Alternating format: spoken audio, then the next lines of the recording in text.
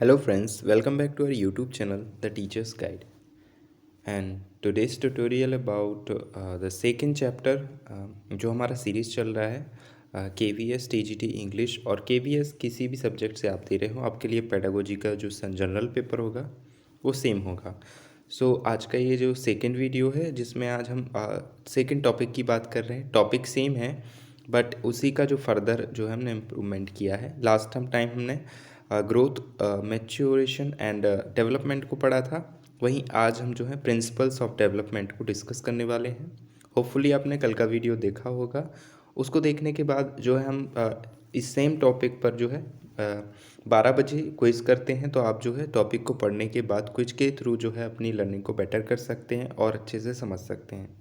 यदि आप KVS या किसी भी टीचिंग एग्ज़ाम के लिए प्रिपेयर कर रहे हैं तो आप हमारे चैनल के साथ जुड़ सकते हैं। चलिए चलते हैं हम अपने इस वीडियो पर और डिस्कस करते हैं इम्पोर्टेंट प्रिंसिपल्स ऑफ डेवलपमेंट को। सबसे पहले हमें एक बात वापस से जानना है कि हमने डेवलपमेंट को किस तरह से समझा था। Yesterday we have studied about development as continuous and life long process. ये ध्यान रखना है आपको, continuous and life long process. पहली चीज़ तो continuous and life long life time चलने वाला प्रोसेस है।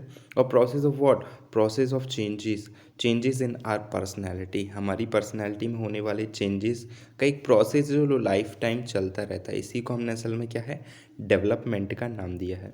चलिए तो हम बात करते हैं कुछ इसके प्रिंसिपल्स पर, जो कुछ इस तरह होंगे। ये कुछ मेजर प्रिंसिपल हैं। इसके अलावा भी हम जैसे जैसे स्टडी करते जाएंगे धीरे धीरे हमारे सामने और भी नए प्रिंसिपल्स जो हैं आते जाएंगे। एक्चुअली प्रिंसिपल्स होता क्या है, तो एक सेम बिहेवियर या सेम पैटर्न जो है, सिमिलर थिंग्स जो हमने डेवलपमेंट में देखी हैं या डेवलपमेंट जो है प्रोसीड करता है तो उन चीज़ों को फॉलो करता है, उन्हीं को हम प्रिंसिपल्स ऑफ डेवलपमेंट बोलेंगे। या प्रिंसिपल का मतलब सिद्धांत या फिर ऐसी बातें जिन पर कोई व्यक्ति या कोई भी चीज़ जो है उसके आधार पर कार्य करती है। तो डेवलपमेंट जो है इन प्रिंसिपल्स के आधार पर होता है, या कहा जाए प्रिंसिपल में ये चीज़ें हमें देखने को मिलती हैं। चलिए बात करते हैं हम। Our first principle is principle of continuity and change. जैसे कि हमने फर्स्ट अब भी बात की है कि जो डेवलपमेंट होता है वो कॉन्टीन्यूअस होता है, लगातार होता रहता है। ऐसा ही नहीं है रुक रुक कर होता है, इट इज़ कॉन्स्टेंट। रुक कर चलने वाली प्रक्रिया नहीं है, ये प्रोसेस कैसा है, कंटिन्यूअस प्रोसेस है। तो ये जो प्रिंसिपल कंटिन्यूटी है वो हमें बताता है कि डेवलपमेंट जो होता है वो कंटिन्यूअस होता है और लाइफ टाइम चलता है ना। और इसके साथ ही चेंज भी लिखा हुआ है, तो it means principle is not static. वो रुकता नहीं है, वो हमेशा चेंज होता रहता है, मतलब वो कॉन्टीन्यूअस है या कांस्टेंट है। कांस्टेंट का मतलब स्टैटिक होता है, बट अब यहाँ पर क्या ध्यान रखेंगे कि प्रिंसिपल ऑफ डेवलपमेंट जो होता है, कंटिन्यूटी का प्रिंसिपल हमें ये बताता है कि डेवलपमेंट ऑलवेज कॉन्टीन्यूअस होता है एंड चेंजेबल होता है, हमेशा बदलता रहता है, स्टैटिक नहीं होता है। ओके, ये ध्यान रखना है। इसी को हम ये भी बोल सकते हैं, it is continuous not static. और ट्रांजिटरी वर्ड भी यूज़ कर सकते हैं, it is transitory in nature, means परिवर्तनशील होता है, विकास अपने आप में। होपफुली आप समझ पाएंगे होंगे, प्रिंसिपल ऑफ कॉन्टीन्यूटी हमें बताता है कि डेवलपमेंट ऑलवेज कॉन्टीन्यूअस होता है एंड चेंजेबल होता है, हमेशा बदलता रहता है। Now principle of uniform pattern, this uniform word, principle of uniform, this uniform word explains about कि हम जब भी डेवलपमेंट की बात करते हैं तो हमें सिमिलरिटी देखने को मिलती है डेवलपमेंट में। सिमिलरिटी किस तरह की सिमिलरिटी? हम जितने भी ह्यूमन बीइंग्स हैं सभी में सिमिलर पैटर्न फॉलो करता है ना। फॉर एग्जांपल फिज़िकल डेवलपमेंट हो, चाहे वो इमोशनल डेवलपमेंट हो। फिज़िकल डेवलपमेंट में सबसे पहले बच्चे का जो सिर होता है वो बड़ा होता है, फिर धीरे धीरे उसके सभी अंगों का विकास होता है। तो ये जो पैटर्न है ये सभी ह्यूमन बीइंग्स में ज़्यादातर कैसा है, सिमिलर है। और ना केवल ह्यूमन बीइंग्स में, यदि हम बात करें तो दूसरे जीवों में भी ये विकास की जो प्रक्रिया है उसमें समरूपता देखने को मिलती है, मतलब एक जैसी पैटर्न जो है फॉलो करता है सभी जगह। ऐसा नहीं है कि इंडियन जो है उनका डेवलपमेंट जो है एक अलग पैटर्न में होगा, अफ्रीकन्स का अलग पैटर्न में होगा। No, all humans being follow all humans being में हम क्या है, एक सिमिलर पैटर्न जो है देखते हैं। ओके, तो ये principle of uniform pattern and principle of individual differences, जहाँ एक तरफ यूनिफॉर्म है वहीं इंडिविजुअल डिफरेंसेस की भी बात कर रहे हैं। मीन सिमिलरिटी भी है, डिफरेंसेस भी हैं।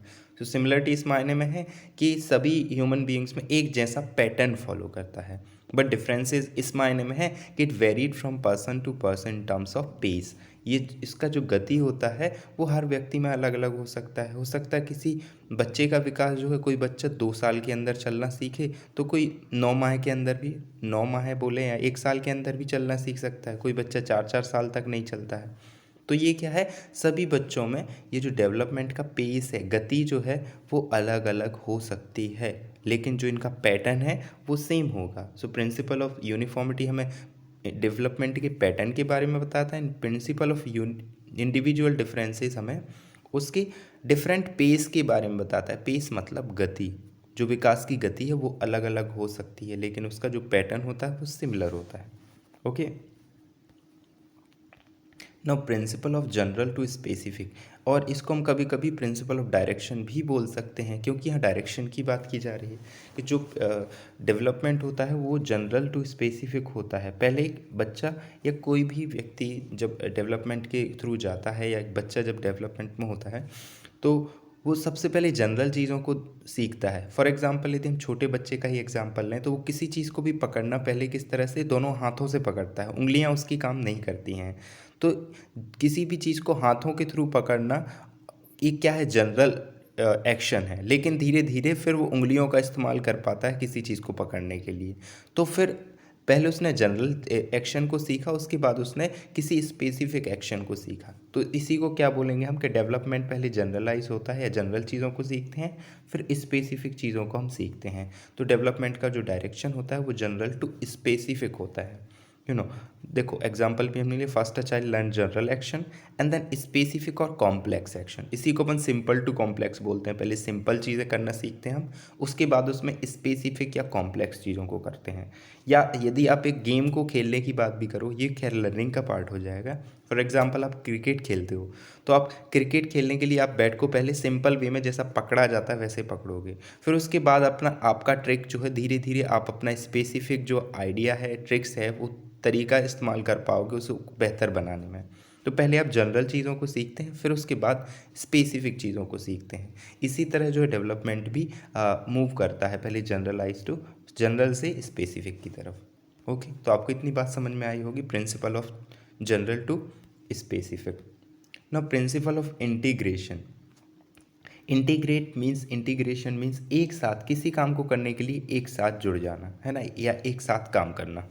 सो यहाँ पर यदि हम बात करें तो यहाँ पर जो डेवलपमेंट के बहुत सारे एस्पेक्ट या डोमेन्स होते हैं, है ना, लाइक हमने कल ही पढ़े थे physical, cognitive, moral, emotional, language, social, ये सभी जो एस्पेक्ट होते हैं असल में ये किसी काम को, किसी एक्शन को करने में इंटीग्रेटेड मैनर में काम करते हैं, एक साथ काम करते हैं, है ना। ये देखो लिखा है, ऑल डोमेन्स और aspect of development work in integrated manner to do any action. For example हम ड्राइविंग अ कार, एक कार को चला रहे हैं, तो कार को चलाने में हमारा केवल फिजिकल जो मसल्स होते हैं, हमारे हाथ बस काम नहीं करते, हमारा कॉग्निशन भी काम करता है ना। तो ये दोनों जो है, अब देखिए यहाँ पर फिजिकल एंड कॉग्निटिव डोमेन दोनों का इंटीग्रेशन देखने को मिल रहा है हमें किसी एक्शन को प्ले करने के लिए। सिमिलर चीज़ आप जो है राइटिंग वर्क में देख सकते हैं। जब हम कोई राइटिंग करते हैं, लिखते हैं, तो हमारी जो उंगलियां होती, फिंगर्स होती हैं, उनकी मसल्स के वर्क करने के साथ साथ हमारा जो कॉग्निशन होता है या हमारा जो माइंड होता है वो भी काम करता है। तो दोनों इंटीग्रेटेड मैनर में काम करते हैं, और इस तरह से क्या है, प्रिंसिपल ऑफ इंटीग्रेशन बताता है कि कोई भी बिहेवियर जो होता है या डेवलपमेंट जो होता है वो इंटीग्रेटेड मैनर में होता है। मीन्स ऑल डोमेन्स जो है एक दूसरे की हेल्प करते हैं और एक दूसरे से इंटर रिलेटेड होते हैं, एक दूसरे से संबंधित होते हैं। ओके, चलिए चलते हैं हम नेक्स्ट। इसको आप इंटर रिलेशन के थ्रू भी समझ सकते हैं। किसी काम को करने के लिए सभी एस्पेक्ट एक साथ काम करते हैं, और इंटर रिलेशन का मतलब है कि एक पक्ष यदि डेवलप होता है तो उसका प्रभाव जो है दूसरे पर भी पड़ेगा। मीन्स यदि फिजिकल डेवलपमेंट बेहतर हुआ है तो ज़्यादा चांस है कि कॉग्निटिव डेवलपमेंट भी बेहतर होगा। सो ये कहलाएगा इंटर रिलेशन का। मीन्स एक पक्ष जो है दूसरे पक्ष से जुड़ा हुआ है। ओके, ये देखो principle of inter relation short में यहीं पर लिखा हुआ है।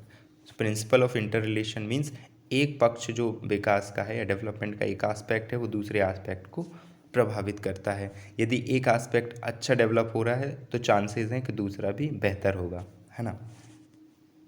नाउ प्रिंसिपल ऑफ डायरेक्शन, ये अलग से हमने बनाए। इन दोनों डायरेक्शंस को आपको ध्यान से समझना है, मोस्ट ऑफ द एग्जाम्स में इनको पूछा जाता है।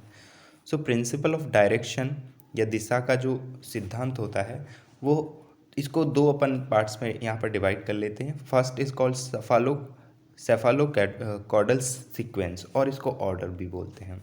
सो सेफेलोकॉर्डल सीक्वेंस जो होता है उसके अनुसार एक बच्चे का विकास या विकास जो होता है वो हेड टू टो मूव करता है। मीन्स सबसे पहले सिर का विकास होता है, फिर उसके बाद नीचे आते हुए टो मीन्स पैर का अंगूठा। तो सिर से लेकर के जो पैर होते हैं नीचे तक धीरे धीरे अंगों का विकास होता है। सबसे पहले आपके जो ऊपरी हिस्सा हो, टॉप का हिस्सा होता है, सिर होता है, उसका विकास होता है, फिर धीरे धीरे बाकी अंगों का भी विकास होता है। ठीक है ना। आपने देखा होगा शुरू में बच्चे का सिर बहुत बड़ा रहता है, क्योंकि स्टार्टिंग में बच्चे के सिर का विकास पहले होता है ना। इसीलिए बच्चा सिर हिलाना सबसे पहले सीखता है और चलना सबसे बाद में सीखता है ना। हेड टू टो डेवलपमेंट की जो प्रोसेस है वो हम फॉलो करते हैं। देखते हैं ना कि बच्चा पहले सिर हिलाना सीखता है शुरू में, उसके बाद वो आखिरी में चलना सीखता है। तो यही क्या है, सेफेलोकॉर्डल सीक्वेंस जो है या ऑर्डर है डेवलपमेंट का। इसी के साथ एक दूसरा यहाँ पर ऑर्डर लिखा हुआ है, that is proximo distal sequence और ऑर्डर। और इसके अनुसार जो डेवलपमेंट होता है वो सेंटर टू पेरीफरी मूव करता है। मीन्स पहले जो शरीर के आंतरिक अंग हैं उनका विकास होगा, फिर उससे बाहर की तरफ, सेंटर मीन्स केंद्र और पेरीफरी मीन्स परिधि। तो सबसे पहले आंतरिक अंगों का विकास होगा, फिर उसके बाद धीरे धीरे बाहरी अंगों का धीरे धीरे विकास होगा। ऐसा माना जाता है कि पहले बच्चे का हार्ट जो है वो बनता है आफ्टर जाइगोट, है ना, फिर बाहरी अंगों का धीरे धीरे विकास होता है। आपने देखा होगा एक डेवलपमेंट के प्रोसेस में, गर्भ में जब बच्चा विकास करता है तो कैसे वो धीरे धीरे आपस में खुलता जाता है ना। तो बाहरी अंगों का विकास बाद में होता है, सेंटर के जो अंग होते हैं उनका विकास पहले होता है। तो प्रॉक्सिमोडिस्टल सीक्वेंस के अनुसार जो डेवलपमेंट होता है वो सेंटर टू पेरीफरी मूव करता है। ओके, चलते हैं हमारे नेक्स्ट प्रिंसिपल पर, and that is principle of spiral movement. तो यहाँ पर ये समझने वाला है, जो डेवलपमेंट होता है वो स्पाइरल होता है, take help of previous learning, है ना। जो कुछ भी हम सीखते हैं, स्पाइरल मीन्स होता है कुछ इस तरह से मूव करना। आपने स्प्रिंग देखा होगा, स्प्रिंग को थोड़ा तिरछा करके देखेंगे तो आपका ये जो स्पाइरल मूवमेंट बन जाएगा, इसको बोलेंगे spiral. Spiral in what sense, देखो जब हम डेवलपमेंट की बात करते हैं तो जो चीज़ें हमने पहले सीखी हैं या जो चीज़ हमारी डेवलप हो चुकी हैं, आगे की चीज़ों को सीखने में भी अपन उनका फिर से रोल प्ले करते हैं या उनका ही इस्तेमाल करते हैं, या जो पहले चीज़ें सीख चुके हैं या पहले डेवलप हो चुकी हैं, आगे डेवलपमेंट में वही चीज़ें क्या करती हैं, इंपॉर्टेंट रोल प्ले करती हैं। तो ये आपको देखना है, डेवलपमेंट कभी भी सीखी हुई चीज़ों को भुलाता नहीं है, या जो प्रीवियस लर्निंग होती है उसको छोड़ता नहीं है, उसको साथ में लेकर चलता है।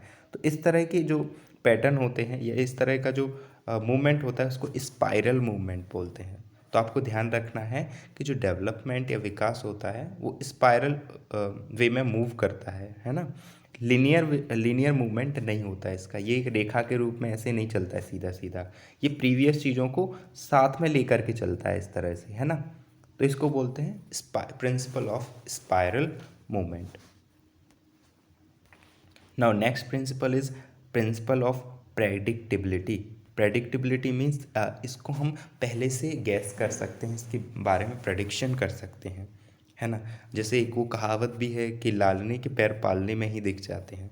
ये एक कहीं ना कहीं जो है इस विकास के प्रेडिक्टिबिलिटी के सिद्धांत को ही बताता है कि हम एक बच्चे की जो एक्शंस हैं उनको देख करके हम पहले से उसको प्रेडिक्टेबल कर सकते हैं कि बच्चा कितनी जल्दी चलने लगेगा, है ना। ऐसा प्रेडिक्शन बना लेते हैं ना। तो यही क्या है, प्रिंसिपल ऑफ प्रेडिक्टिबिलिटी। ये इस बात को साबित करता है कि हम विकास या डेवलपमेंट के संबंध में प्रेडिक्शन कर सकते हैं, उसका पहले से एक अनुमान लगा सकते हैं, है ना। तो principle of predictability, I hope ये समझ में आया होगा। No, principle of heredity. Principle of heredity हमें ये बताता है कि प्रिंसिपल जो है वो माता पिता या पेरेंट्स की जो गुण हैं वो एक बच्चे में हेरिडिटी के थ्रू ट्रांसफ़र होते हैं, तो उसका डेवलपमेंट पर एक इम्पॉर्टेंट रोल होता है। जैसे एक सिंगर का बच्चा, ज़्यादातर चांसेस होते हैं कि वो सिंगर बने, ज़्यादातर चांसेस होते हैं। तो यहाँ पर हेरिडिटी जो है वो भी डेवलपमेंट में एक रोल प्ले करती है और कहीं ना कहीं डेवलपमेंट को डिटरमाइन करती है कि डेवलपमेंट किस दिशा में होगा, है ना। फॉर एग्जांपल आप उदित नारायण आदित्य नारायण का एग्जांपल ले सकते हैं, है ना। एंड इसी तरह से प्रिंसिपल ऑफ एनवायरनमेंट, तो कुछ लोग मानते हैं भाई कि जो एनवायरनमेंट है वो डेवलपमेंट को डिटरमाइन करता है। इसके अनुसार आपने देखा है भाई कि हम एक बच्चे को जिस तरह के एनवायरनमेंट में रखेंगे वो इस तरह की चीज़ें सीख पाएगा। फॉर एग्जांपल लैंग्वेज डेवलपमेंट के लिए आप मोगली वाला एग्जांपल ले सकते हैं जंगल बुक का, है ना, कि वो जंगल में लोगों के बीच में नहीं रहा तो वो लैंग्वेज नहीं सीख पाया, वो जानवरों की तरह उछलना कूदना चलना बोलना ये सारी चीज़ें सीख गया। तो एनवायरनमेंट का भी एक इम्पॉर्टेंट रोल होता है डेवलपमेंट पर, ये मानता है प्रिंसिपल ऑफ एनवायरनमेंट। और इसी को जो आपके सिलेबस में दिया हुआ है debate on debate of development, तो डिबेट इसी चीज़ का है कि असल में डेवलपमेंट क्या है, वो हेरिडिटी का पार्ट है या फिर एनवायरनमेंट का पार्ट है। ये ही डिबेट हमारे सिलेबस में दिया हुआ है। इसको हम वैसे थोड़ा एलेबोरेट करके भी समझेंगे बाद में, लेकिन अभी हमने एज इनको प्रिंसिपल भी पढ़ा। लेकिन फाइनल जो हम कंक्लूजन निकालते हैं दैट इज़ डेवलपमेंट ना ही केवल हेरिडिटी का पार्ट है ना ही केवल एनवायरनमेंट का पार्ट है। असल मायने में it is product of heredity and environment. वो क्या है, असल में इन दोनों का गुणनफल है, दोनों का प्रोडक्ट है। ये दोनों जब साथ में काम करते हैं तो उसका रिजल्ट ही होता है डेवलपमेंट। ना अकेले हेरिडिटी कुछ करती है ना अकेले एनवायरनमेंट कुछ करता है ना। So development is product of heredity and environment. So ये कुछ थे प्रिंसिपल जिनको हमने डिस्कस किया। Hope you like this. और यदि वीडियो अच्छा लगा हो तो वीडियो को लाइक करें एंड चैनल को सब्सक्राइब करना ना भूलें, जहाँ पर आपको डेली वीडियोस के नोटिफिकेशन मिल पाएंगे। वीडियो अच्छा लगा हो तो अपने दोस्तों के साथ शेयर करो एंड साथ ही कमेंट करके बताइए आपको कौन सी चीज़ अच्छी लगी और साथ ही कौन सी चीज़ आप चाहते हैं कि जिसको मैं चेंज करूं, तो अपना फीडबैक ज़रूर दें। और आप टॉपिक बता सकते हैं कि आप कौन से टॉपिक में बहुत ज़्यादा कन्फ्यूज़ हो रहे हैं, तो हम उस पर भी वीडियो बनाने की कोशिश करेंगे। सो मिलते हैं नेक्स्ट वीडियो में एक नए कंटेंट के साथ। और इस वीडियो का जो क्विज़ होगा वो आपको 12 बजे जो है टेलीग्राम चैनल पर मिल जाएगा, जिसका लिंक आपको डिस्क्रिप्शन बॉक्स में दिया है, जाके जल्दी से ज्वाइन करें। So thank you all.